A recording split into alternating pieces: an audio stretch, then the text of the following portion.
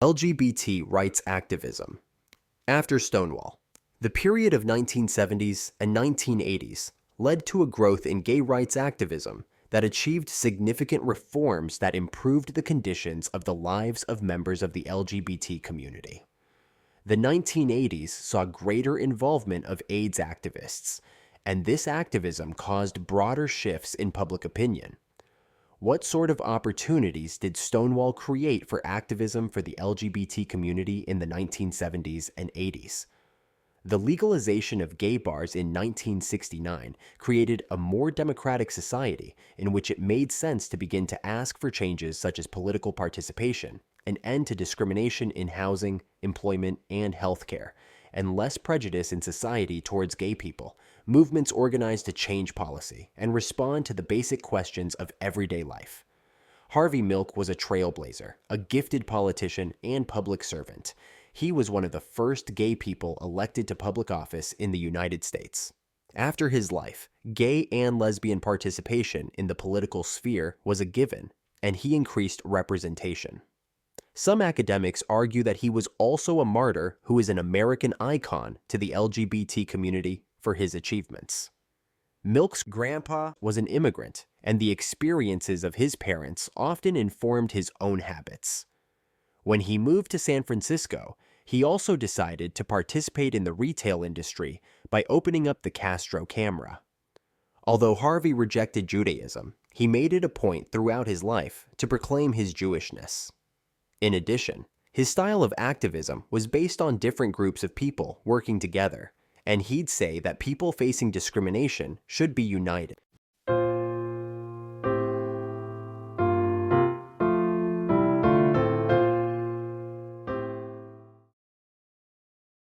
Harvey Milk was kicked out of the Navy in the 1950s with an other than honorable discharge because of his orientation.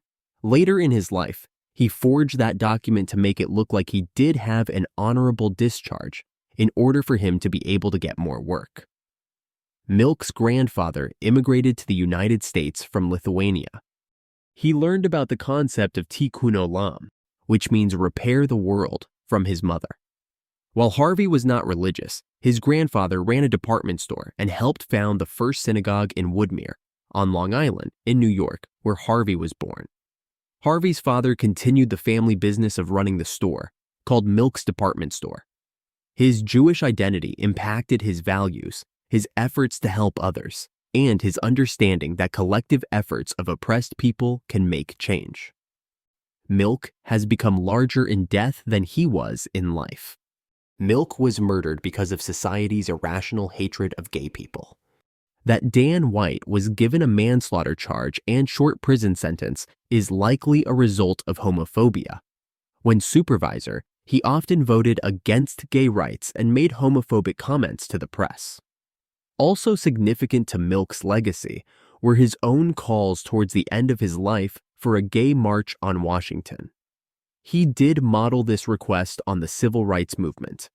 This may have indirectly led to the mass marches for gay rights in D.C. in the ensuing years, and the creation of October 11th tradition of National Coming Out Day.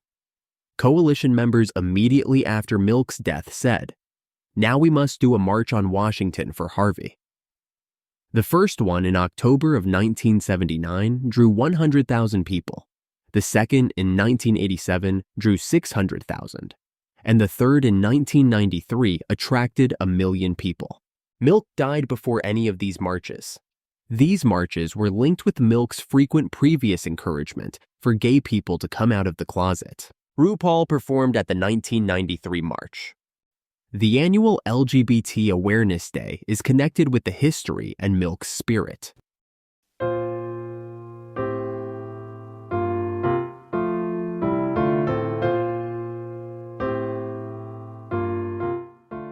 Another impact that Milk had was reaching out to young gay people that faced disenfranchisement.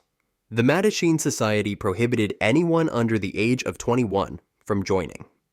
Milk often reflected on his own experiences growing up and wanted to give hope to the young gay people in the Altoona, Pennsylvanias, and the Richmond, Minnesotas. The gay establishment was often opposed to milk. The gay community accused him of downplaying gay issues to gain votes among straight people. Part of his intelligence as a candidate for public office resulted from his understanding of the need to register gay voters and work with everyone else. The reason the Alice B. Toklas LGBTQ Democratic Club, a faction of the Democratic Party, was not successful was because they were too timid. Their lack of ambition was reflected in their misunderstanding that straight voters could be some of their best allies. Part of Milk's dynamism as a political candidate was his understanding that people can change and that the 1970s were a time of upheaval. He knew that the atmosphere of fear of the previous time period had a lingering stigma, and he discarded that. In 1981, the first reported case of HIV, AIDS, emerged in the United States. The disease at this point was unnamed when doctors first reported it to the Center for Disease Control. This is directly related to the movement for LGBT rights because it was the most dire example of structural inequality in the 1970s and 1980s. Inadequate health care was a major issue for sexual minorities in this period of time, while the heterosexual majority received better treatment before they were able to request policy change. An important theme in this movement was overcoming stigma, a process that occurred in activists' minds. The direct action campaign of ACT UP won gains such as the speeding up of the Food and Drug Administration approval process for AIDS medication and forcing pharmaceutical companies to lower prices. ACT UP and AIDS activism developed in the 1980s, despite lack of political opportunities, during a rightward shift of society. The 1980s saw the rise of conservatism and a federal administration that was hostile to gay rights. As the 1980s were a period of reaction, the government started mandating testing and quarantine for people with AIDS. The Bowers v. Hardwick decision on the Supreme Court in 1986 upheld the anti-sodomy laws in Georgia. This decision contributed to direct action campaigns across the country. Immediately after, 2,000 people marched in San Francisco, and protesters demonstrated in front of the Supreme Court until the nighttime. The Washington Blade newspaper compared the demonstrations to the ones following Milk's assassination.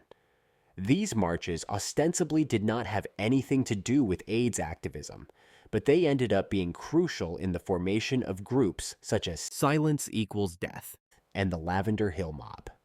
These organizations were important precursors to the formation of ACT UP. In the eyes of the activists, this decision was just another example of the inequality that existed in the background of the LGBT community while the crisis in healthcare was becoming extreme. The legal decision, which should have taken away opportunities for gay people, was spurring many to action.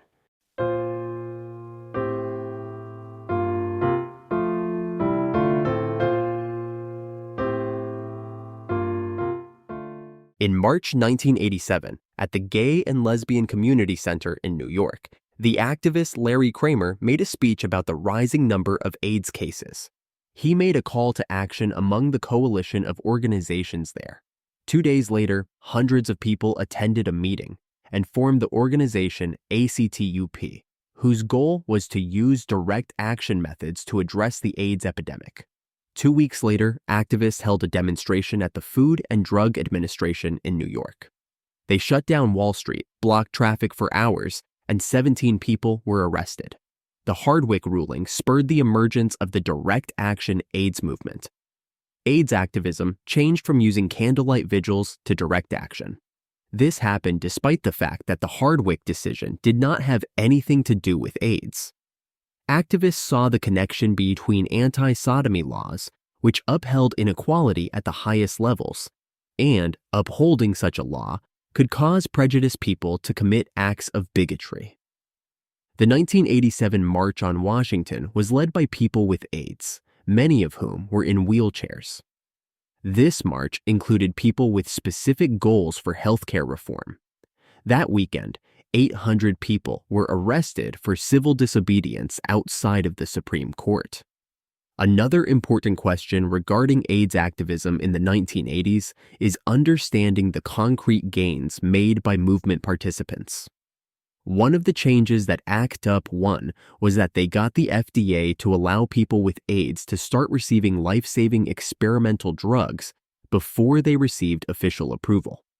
Dr. Anthony Fauci was in charge of the National Institute of Allergy and Infectious Diseases and was often the lead negotiator with protesters. Fauci credited ACT UP with positively transforming the FDA's drug testing procedures. He was surprised that activists were so knowledgeable about the disease. In 1989, demonstrators disrupted a service at St. Paul's Cathedral to protest the Catholic Church's opposition to being gay and safe-sex practices. The die-in received widespread condemnation in the media, but showed the powerful feelings of the participants and polemicized the urgency of the situation.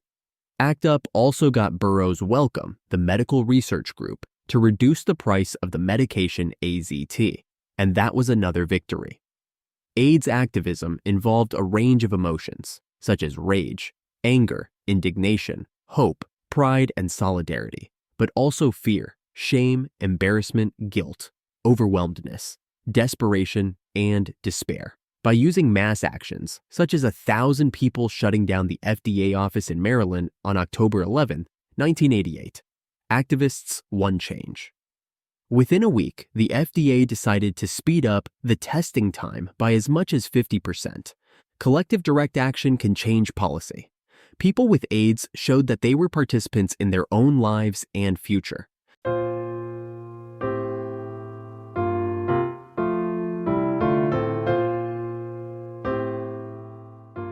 Many activists from Los Angeles attended the protest at the Supreme Court following the Hardwick decision and responded to calls for an organization out of that rally. In 1987, on December 4th, there was a meeting in Los Angeles to discuss direct action methods on AIDS. This group, called ACT UP LA, grew out of a coalition of several organizations. Participants met with elected officials to advocate change and spammed phone and fax lines of government offices. They also held sit-ins, candlelight vigils, demonstrations, and die-ins. At its height, this organization saw weekly meetings of 80 to 100 participants, and sometimes more. ACT UP LA accomplished enough to change the landscape of AIDS funding, service provision, and awareness in Los Angeles. The AIDS movement was broad and decentralized. The ACT UP movement was always further left-wing than liberal and questioned the profit motive as a basis for organizing healthcare. Negotiating for people with AIDS required using a feminist lens because the group worked to address issues of HIV/AIDS for women. West Hollywood remained the center of LGBT life in LA County, and therefore, services for people with AIDS were centered there. Mass meetings for ACT UP were often held in office spaces in this neighborhood. As part of one of its first major actions, on October 6, 1989, ACT UP and a coalition of its affiliates organized 400 protesters to shut down the offices of the Food and Drug Administration at the Federal Building in the neighborhood of Westwood in Los Angeles. 80 people were arrested. Demonstrators put stickers with the names of victims of AIDS all over the windows of the building with the words, "Don't forget me." 1,500 employees were prevented from going to work. ACT UP LA made important gains. Between 1985 to 86, the county created the AIDS Program Office. Early 1988 also saw the beginning of ACT UP LA's long struggle with LA County over the creation and adequate staffing of a dedicated AIDS ward at LA County USC Public Hospital. After several protests and a sleep-in at the hospital, in August of 1988, the Board of Supervisors voted to create an AIDS ward there. After the administration delayed the creation of an AIDS ward, activists held a week-long vigil at the county USC hospital in January of 1989. The ward finally opened in September of that year.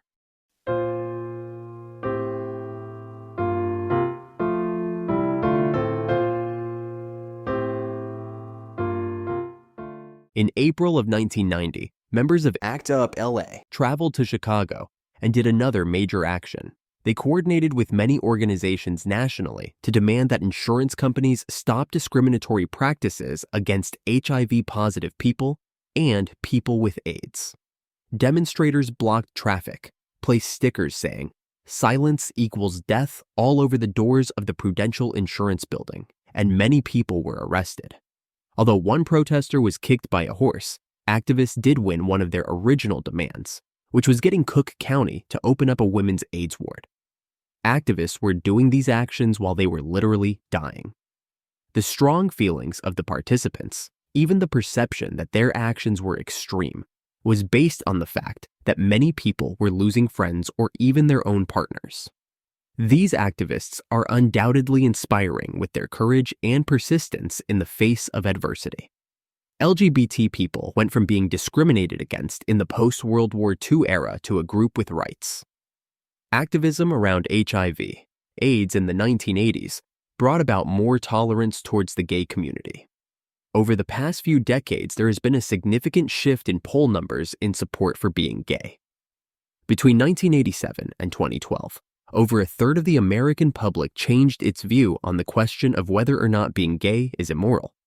The AIDS activism of the late 1980s was crucial not only in gaining greater health care for people with AIDS, but also in shifting public opinion. Changing narratives in the media allowed for more people to come out of the closet. The LGBT rights movement had an impact on the straight community. Polls show support increased for the gay community in 1988, and this is where the shift in the opinion polls was highest. Increased interpersonal interactions between people of different sexual orientations account for the change. Institutional changes inspired large numbers of people to come out, which changed opinion polls and media. Activists changed the conversation and influenced politicians.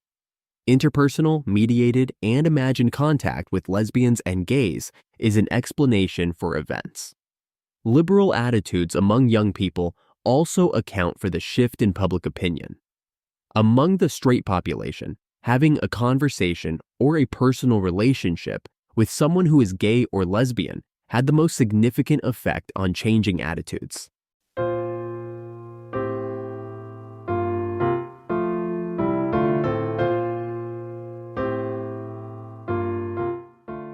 The Democrats became more liberal on gay rights during the enactment of Don't Ask, Don't Tell. Framing issues in the media can remind individuals of their closely held values, and this influences their changing opinion. Changing attitudes regarding the compatibility of biology and being gay is another possible explanation for higher acceptance.